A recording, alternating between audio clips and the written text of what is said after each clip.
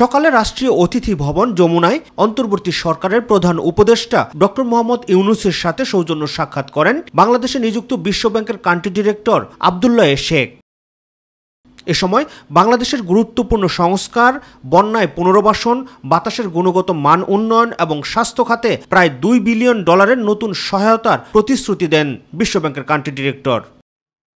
পরে সচিবালয়ে অর্থ উপদেষ্টা ডক্টর সালেউদ্দিন আহমেদের সাথে সৌজন্য সাক্ষাৎ করেন বিশ্বব্যাংকের একটি প্রতিনিধি দল।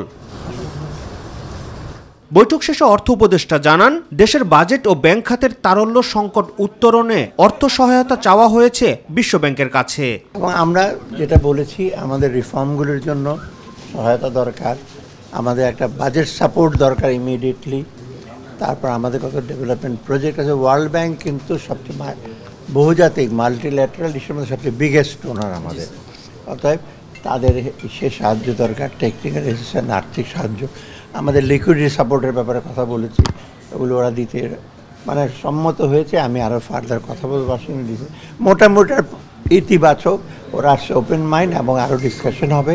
অর্থ উপদেষ্টার সাথে তার দপ্তরে সৌজন্য সাক্ষাৎ করেন ইসলামী ডেভেলপমেন্ট ব্যাংকের রিজিওনাল হাব ম্যানেজার নাচোচিস সোলাইমান। সৌজন্য সাক্ষাৎ শেষে নাচোচিস সোলাইমান জানান, জ্বালানি তেল ক্রয়, জলবায়ু পরিবর্তনের বিরূপ প্রভাব মোকাবেলা এবং অবকাঠামো উন্নয়নে আগামী 3 বছরে বাংলাদেশকে $4 থেকে $500 কোটি ঋণ সহায়তা দেবে ইসলামী development bank. I think part of the plan is really to help the country for the next 3 years with maybe around $4 to $5 billion. এ সময় বন্যায় ক্ষতিগ্রস্ত এলাকার অবকাঠামো উন্নয়নে সংস্থাটির কাছে সহায়তা চাওয়া হয়েছে বলে জানান অর্থ উপদেষ্টা ডক্টর সালেউদ্দিন আহমেদ। মোদ্দা কথা যে আমাদের রুরাল রোড ইনফ্রাস্ট্রাকচার ডেভেলপ করার জন্য সাহায্য দেবে। রাকিব হাসান, মাই টিভি, ঢাকা। তবে আমরা অ্যাসেস করে